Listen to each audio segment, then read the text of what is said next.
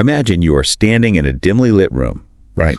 You're looking down at a dead body on the floor, and right next to the victim, you spot this suspicious little pill. Yeah, a classic crime scene setup. Exactly. So what do you do with it? I mean, do you carefully bag it up, send it off to some toxicology lab, and then just, I don't know, wait a few weeks for the results? Which is what any modern investigator would do. Right.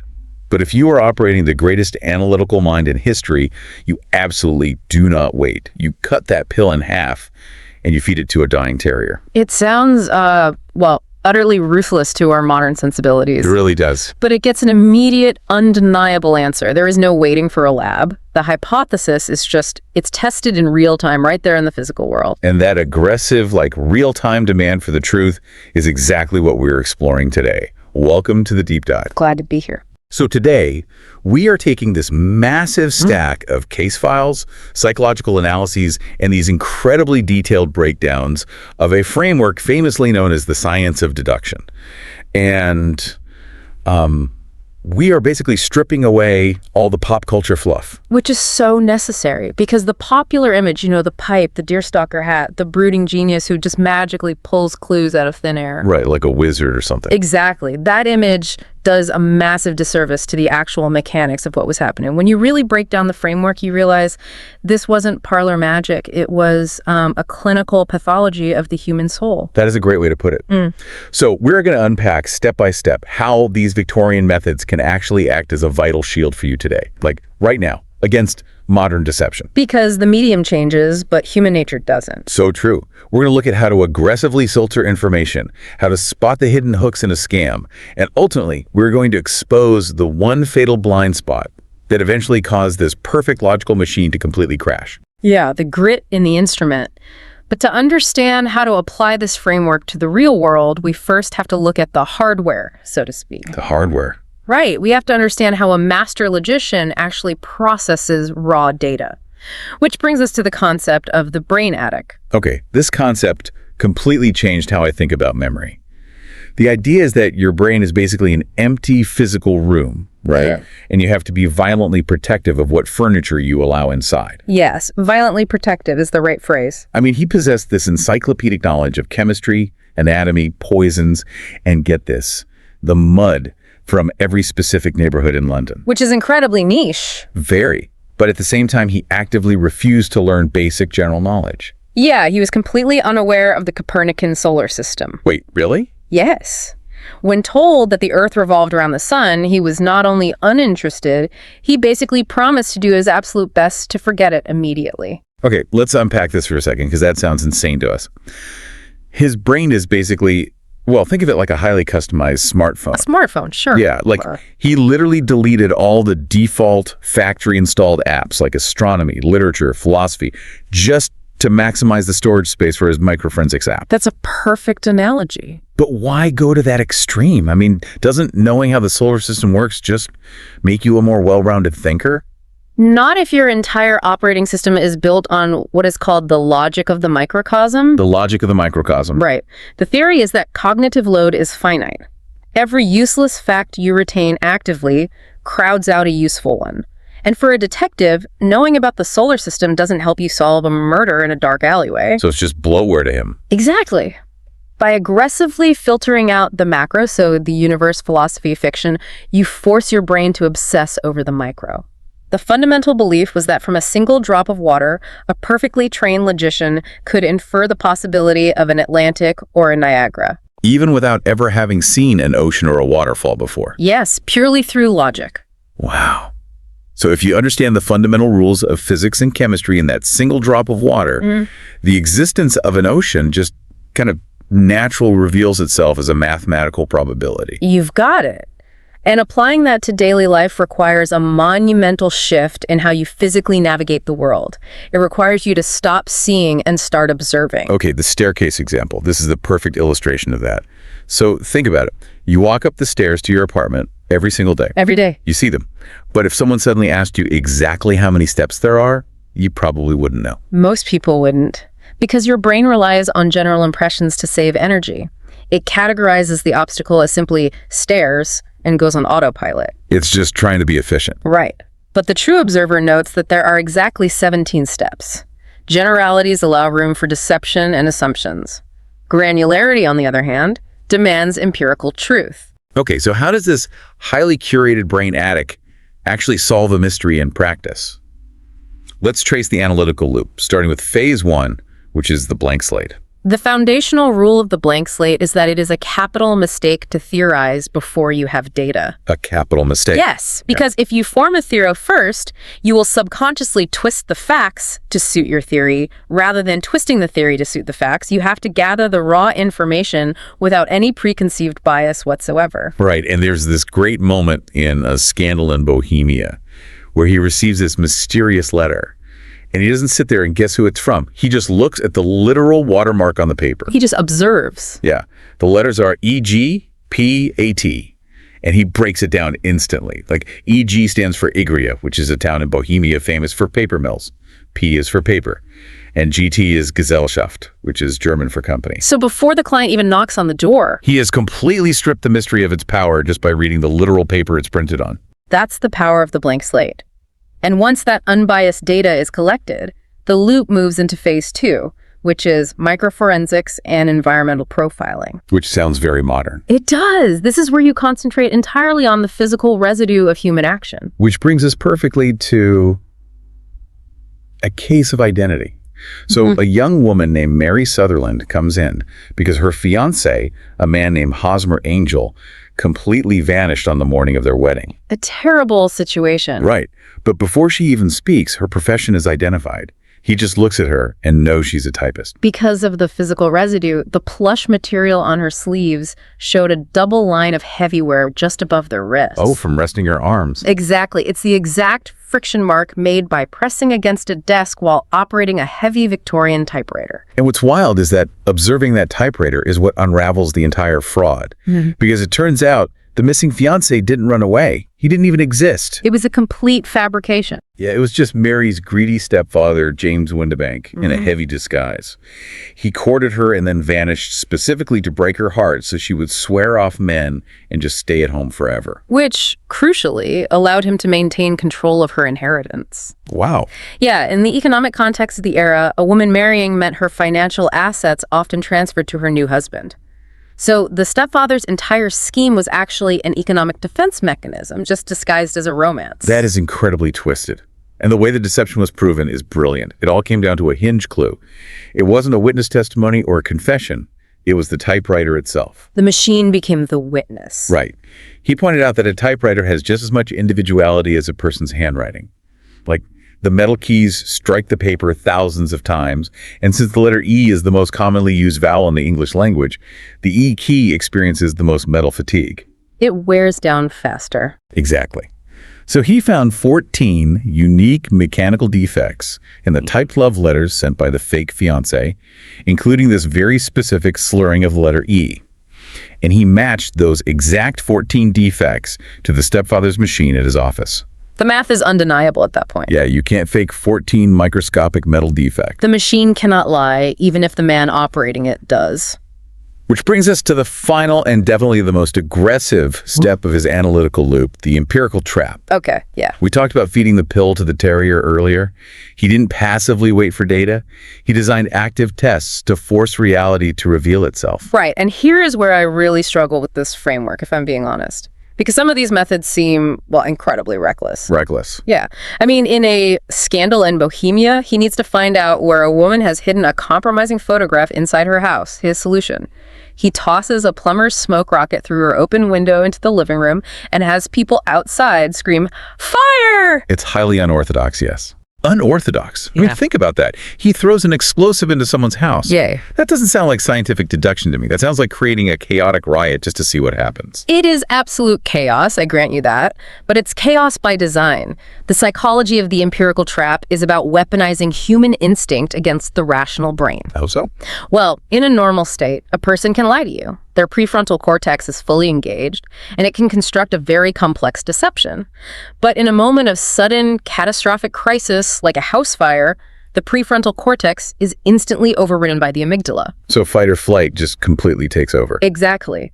When the cry of fire rings out, the woman in the house instantly rushes to a secret sliding panel to save her most prized possession, which is the hidden photograph. She didn't even think about it. She doesn't think, she just reacts.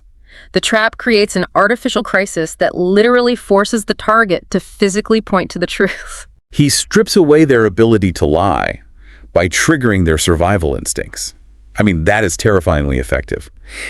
And it actually leads us into a deeper layer of the analysis.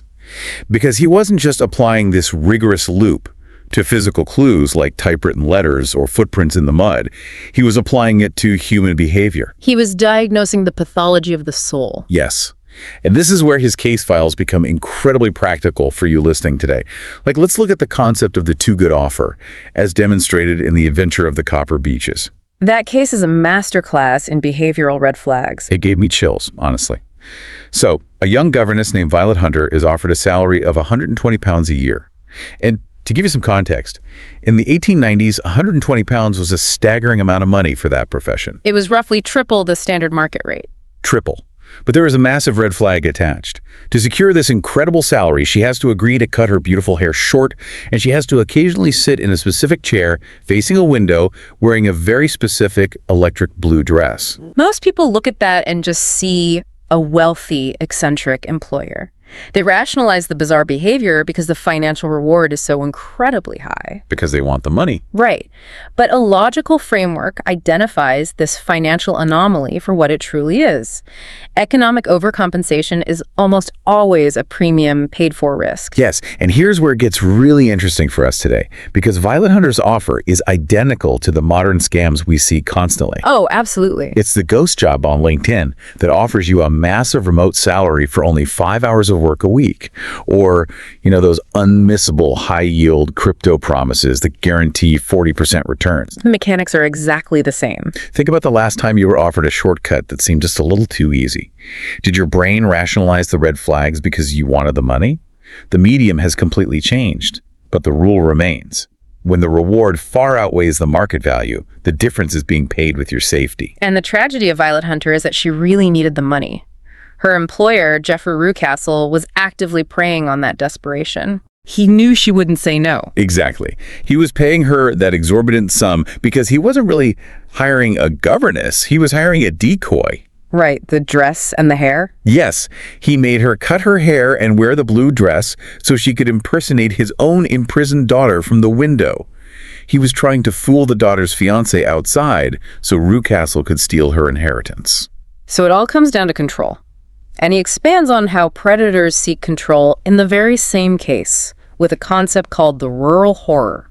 This is such a brilliant observation of social psychology. So the detective and his partner are taking a train out through the Hampshire countryside. And it's gorgeous, right? It is. It's a picturesque spring day, vibrant, peaceful. The partner is admiring the sheer beauty of it, but the master logician just looks out the window at the isolated farmhouses and is filled with absolute dread. He actually says those beautiful, isolated country homes are far scarier than the lowest, vilest alleys in London, which completely flips our expectations. We always think of cities as dangerous and the country as safe. So why are the slums safer? Because the city possesses the ultimate machinery of justice, which is the proximity of neighbors and the pressure of public opinion. In a crowded London alley, if a child is abused or a woman screams, it becomes a public event immediately. There are witnesses, there is immediate social friction. But out in the isolated countryside, that beauty is just a veil. I mean, a man can lock his daughter in a tower like Rucastle literally did, and there is no one around for miles to hear her scream. Isolation grants the wicked this terrifying impunity. It teaches you that predators, whether physical or financial, they always seek to isolate their victims first. They need to remove you from the public square so they can operate without any oversight. Absolutely. So we see how blunt instruments like greed and isolation expose criminals.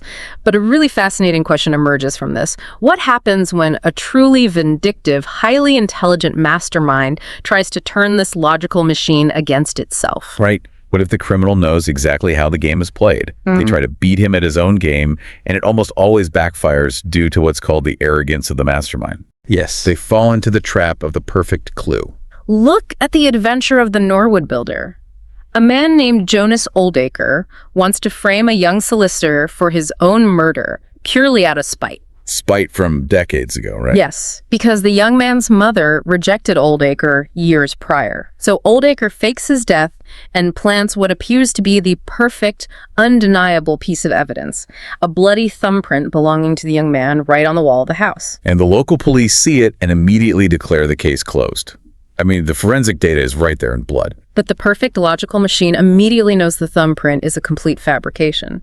Why? Because he had physically examined that exact same section of the wall the day before, and it was perfectly clean. Oldacre had snuck in during the night and used a wax seal he had secretly made to stamp the bloody print onto the plaster. But wait, why go to that extreme? If Oldacre just stayed hidden, the circumstantial evidence probably would have convicted the kid anyway. Does the very act of a mastermind trying to construct the perfect alibi actually create the anomaly that gets them caught? It absolutely does. When you try to improve upon reality, you inevitably introduce artificiality. Reality is often messy, it's inconclusive. So when a clue feels too perfect, too conveniently placed, a highly filtered mind immediately flags it as performative. Performative innocence. Wow. We see the ultimate version of this in The Adventure of the Retired Colorman. It's a strategy called the Miser's Gambit. A very dark strategy. Very. A man named Josiah Amberley brutally murders his wife and her lover by locking them in a strong room and just flooding it with gas. And to mask the overwhelming smell of the deadly gas and obviously the decaying bodies, he ingeniously covers the entire house in the overwhelming scent of fresh green paint. But then his ego takes over. It always does. He actually goes out and hires the world's greatest detective to find his missing wife. He walks in and presents himself as this pathetic, broken, weeping creature whose life savings have been stolen by a treacherous wife. He's playing a part. It's exactly like a massive, corrupt corporation that is secretly cooking the books. And they specifically go out and hire the most terrifying, prestigious accounting firm on Wall Street. Yeah. Not because they actually want an audit, but because they want to buy the firm's reputation as a shield. That is the exact psychology at play here. Amberley believed he was so intellectually superior that he could use the detective as a prop in his own play. A prop. He assumed that if this legendary logician investigated his house and found nothing, his innocence would be universally certified by the highest authority possible. But the performance itself is exactly what draws the scrutiny. Amberley's desperate need to play the ultimate victim is what makes the detective look closer at those freshly painted walls. It is the tragedy of a distorted soul reaching for a shadow. The individuals who play the victim the most convincingly, who loudly demand an investigation to clear their name, they are often the ones relying on their performance to blind you to their actual actions. Okay, so greedy people get caught because they offer too much money, and egomaniacs get caught because they try to be directors of their own theatrical crimes. The logic works. The machine is humming. But let's look at the failure state. Yes, the system isn't infallible. Right. This framework, this hyper-filtered, logic-driven brain attic, has a massive vulnerability. It's what the case files call grit in a sensitive instrument. Because the machine operates on the core assumption that humans act rationally, usually either out of self-preservation or greed. Right.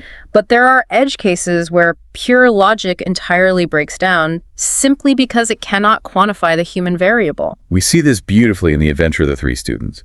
So the detective is trying to figure out who broke into an office to cheat on a very valuable scholarship exam. But his entire investigation just hits a brick wall in the form of a servant named Bannister. Bannister is completely confounding to the logical framework. Because he is not a mastermind. He is not greedy.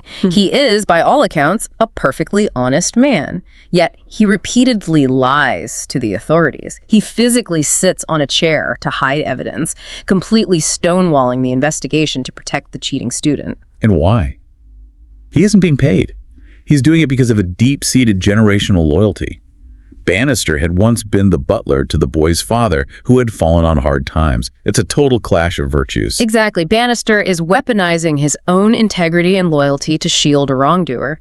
And you cannot deduce generational loyalty from the mud on a boot or a scratch on a desk. You just can't. The logic of the physical clues meant absolutely nothing until the detective paused and solved the psychology of the servant. Which proves that deep emotion inherently clouds pure logic.